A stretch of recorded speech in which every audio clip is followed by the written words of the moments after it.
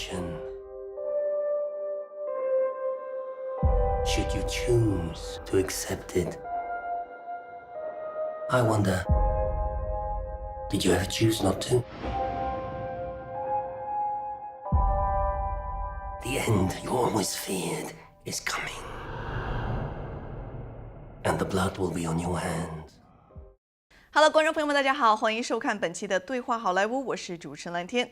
好莱坞动作冒险巨制经典特工系列新作《碟中谍6》全面瓦解 ，Mission Impossible Fallout 已经上映有2个月的时间了。影片当中阿汤哥身陷极寒之地，雪山深涧，上天入地演绎直升机追逐大戏，惊险刺激，再度升级，令人冷汗直冒。同时来势汹汹的亨利似乎也给不可能任务小组造成了不小的麻烦。荧幕之外呢，阿汤哥同样也是要全力以赴了，经历数个月的艰苦训练和伤病的困扰，才能完成惊险的拍摄任务。如此高质量的制作，当然不负众望，得到了观众的强烈认可。票房飙红之际呢，各平台口碑也是持续的攀升，稳坐系列最佳。那今天呢，我们非常的荣幸邀请到了影片的几位主创，跟我们一起分享一下拍摄这部大 IP 背后的故事。So this is the 6th sequel to the Mission Impossible franchise. What did you want to accomplish with this film?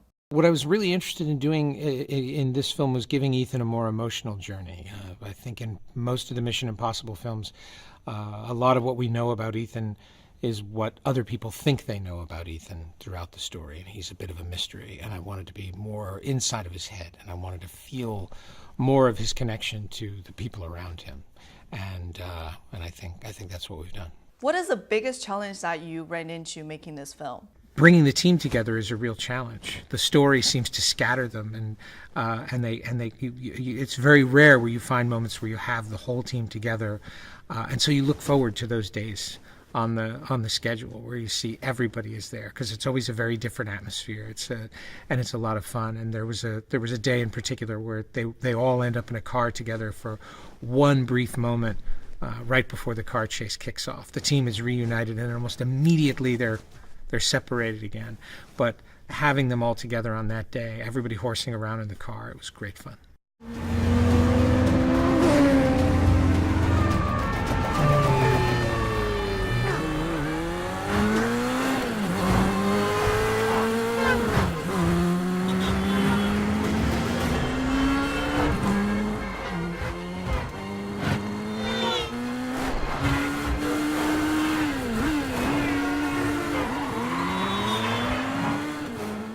So the stunts in the film look super realistic and intense. So in what ways do you feel like you went above and beyond in this film?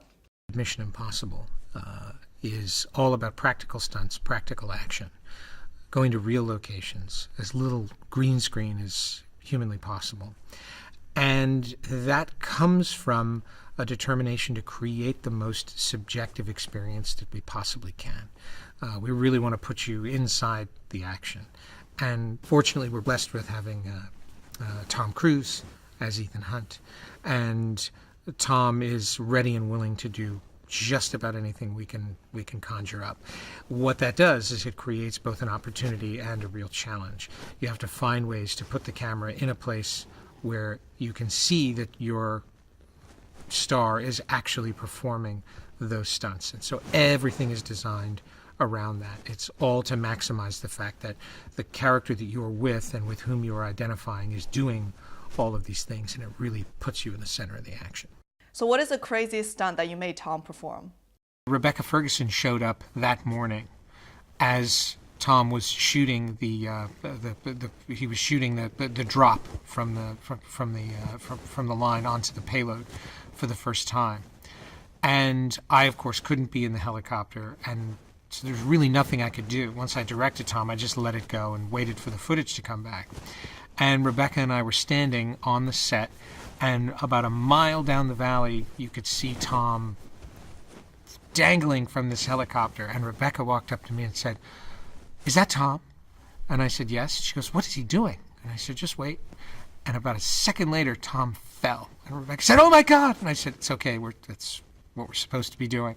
She hadn't read the script and didn't know at this point. And we heard on the radio one of the ADs down in the valley said, "I think we just lost Tom." And even the crew thought that it was not part of the plan. People thought Tom had actually fallen and that we'd lost him. And they said, well, if the crew believes it, it's probably going to work.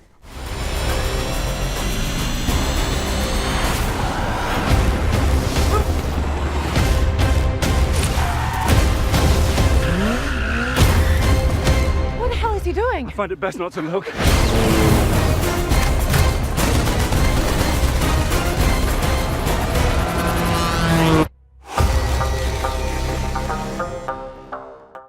What do you like about the Mission Impossible movies?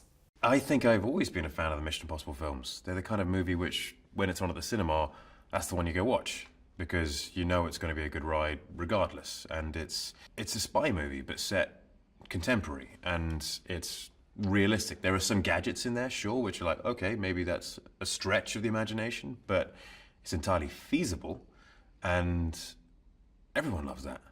And so, I've always been a fan. So what is the beauty for shooting the helicopter scene despite the cold? Being in a helicopter in New Zealand, over mountains and glaciers and flying through canyons, while being chased by another helicopter, which is, I don't know, 20 feet away, or chasing another helicopter and firing a machine gun out the doors was... It's like every boy's dream. You're like, yeah, I want to grow up and pretend to be G.I. Joe, basically. Tom is flying his own helo, and it is amazing what he does. Like, the training he's gone through to fly a helicopter has been extensive, and he's doing serious, serious stunts. In that moment, I forgot how cold I was because of how beautiful it was. One of the craziest stunts you did was shooting for the Pulpit Rock in Norway. What was that experience like? One of the other stunts I did, which sticks in my mind, was Pulpit Rock in Norway, which is about 1,800 feet. The weird thing about that, you're standing up there and you realize how high it is. And then you're being backed off, you're walking off the cliff backwards because it's like abseiling. And it's so high and so sheer that it doesn't look real. I think it looks a bit like a painting from up there. So it didn't feel quite as bad until you're hanging down there while they're discussing the shot, and the wind starts to pick up and you feel yourself just blowing side to side. You're like, I really hope this stuff holds. I trust you, Wade. And that was good fun. I loved that.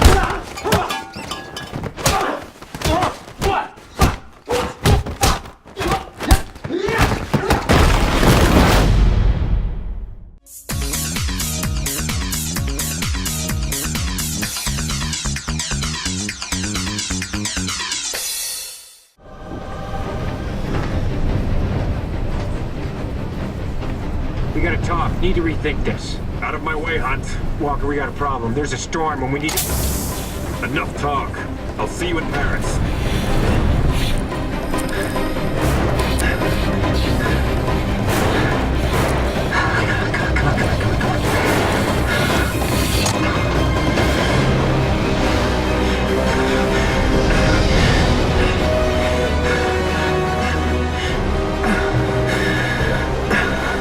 Altitude, 25,000 feet.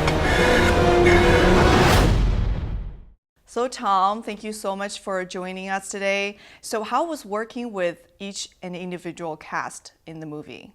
Each actor, I think, is very charismatic, very dynamic, and I'm interested in all their stories. And when I see them all together, I lean into that story. And that's what I want out of a movie, that I want an audience to experience, that on screen. As some of my favorite movies is like you just have a group of great actors just hitting their stride, and that's something that I know McHugh and I work very hard on and think about, and it's really what we love about movies and storytelling. How's working with your longtime co-star, the English actor Simon Pegg? Simon Pegg came on, and we had him on MI3, and I loved, I saw him in, Shaun of the Dead.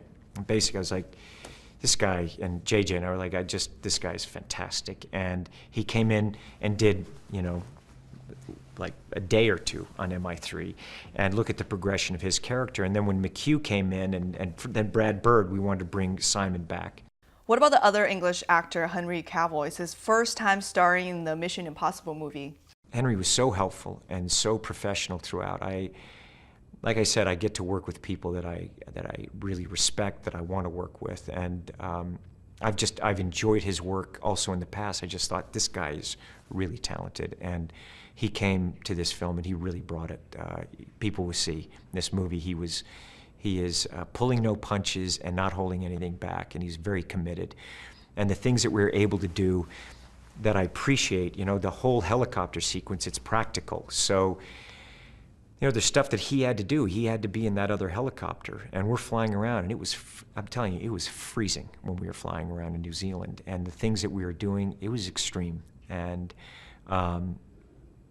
he just went for it. So I must say the world went wild when they found out that you broke your ankle during one of the stunts that you performed. So what was that experience like? Can you share with us on that one? The foot break. That was intense. We were doing that. I was, it was one of those things. And you see it. I have a cable above me and a cable just in case I fall. But my thing is that I'm going to run as fast as I can. I'm actually going to try to make it to the other side. That's how you have to do that stunt. And first 2 takes, I went in quite hard, and it knocks the wind out of you. It takes you a little bit. You're like, okay, it's just, you have to recover just from the wind being knocked out of you. But it looked cool. So I was like, all right, let's, I can do this. And so I went in, and the second I hit the wall, I was like, oh man. And I remember, I was like, oh. And I looked down. I was just to check it, and I was like, I got to keep going. So I crawled over the wall just to get past camera, because I knew this is the take. It's like, I can't work, this is gonna wrap. I knew instantly it was broken. Called McHugh in and the guys, and I said, I'm sorry, it's a wrap. I broke my ankle, And they looked at me, they're like, well, how do you know? I said, I know, it's broken. Just let's get me to hospital. I did everything possible to get back, and in 6 weeks we were filming, and in 10 weeks I was able to start running again.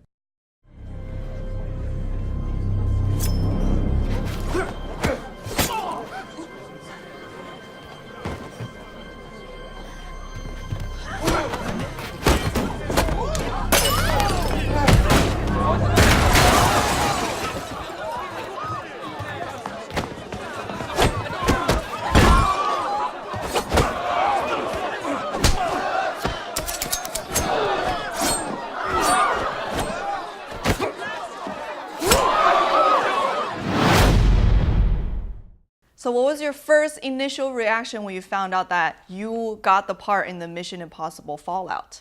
I couldn't really believe it. I met Tom and Chris, and Tom said something like, hey, it's going to be really fun. And I walked up being like, does that mean I've got the job? And Chris sent me a message being like, yeah, it does. And I remember driving home from the studio just being like, oh my God, this is insane. It was really crazy, and it took ages to sink in. Just because it's such a, it's so iconic, and it's just got such a long history, and, joining it, it's just really cool. So you were first introduced in the Mission Impossible 3. How was it like returning for Mission Impossible Fallout as Ethan's wife? Upon learning that I was returning to Mission Impossible, I was very surprised, actually. I had no idea that there were plans for that, and ultimately I was really excited. The character is a wonderful character. Their love story is really something that fans have latched onto, and myself included. So it was a real pleasure to get to come back. What's your relationship like with both Ethan and Tom Cruise? It's such a lovely character. It's such a lovely story. They've shared so much in such a short time. She brought him back to life at one point. She's gotten to do a lot of different things. So I feel like she's lived a big life, but the most profound of which is the love that the two of them have shared. And I guess aside from the character, personally, it's just been a joy to work with Tom. I can't say enough good things about him. You know, as an actor, I've never met anyone more dedicated or committed, and that will really hold a creative space with you. He's not just some observer. He's an assassin. I don't trust anybody outside of this room. You go rogue, he's been authorized to hunt you down and kill you. That's the job. No hard feelings. Which way, Benji? Turn left! Go, go, go, go! What are you waiting for? I'm jumping out a window! Oh, sorry. Good luck. Hi, Simon. So, what do you think is the most important and exciting part about the Mission Impossible movies? I think, as always with a Mission Impossible film, the spectacle and the stunts are always a very exciting thing. I think the great thing about the Mission movies is that they're always very tense and smart movies. They're dramatically and sort of in terms of the action and adventure are always very tight and well executed. Which is good, because it doesn't matter how many bangs and flashes you have in a movie. If you don't care about the central characters, it doesn't mean anything. I think what you have with Mission is a group of characters that you really care about, who then find themselves in ridiculously scary situations. Mainly Tom, who ends up hanging off something or jumping off something or risking his life for the movie. Can you share with us what are some of the new things that you learned on set? I had to learn to drive a speedboat, a twin-engine speedboat, which I did on Denham Lake near Pinewood, and then eventually on the canals of Paris and the River Seine. And that involved just, you know, going down and burning around the lake for a while and learning how to sort of feather the engines, and it's fun, a lot of fun, but kind of hairy if you don't do it properly. I also had to learn to use a rebreather and go underwater in a dry suit, which was, I'd done scuba diving once before, but a rebreather is a completely different setup. It goes on your front, and it's a closed circuit of air rather than tanks, which are compressed. So one question I must ask you, is the film getting more and more challenging for you as time goes by? These films always are physically challenging, and I just hope that I can keep getting better built. I think in terms physically, I've got younger on screen as these films have progressed, because the training is always so rigorous, and whenever I do a Mission Impossible film, I always try and get in absolute peak physical condition. I'm getting better and better at that. So, and Tom and Ving now call me Six-Pack Peg. So I just want to hold on to that nickname for as long as I can. 好，接下来让我们一起来看一下 Mission Impossible Fallout 的拍摄花絮。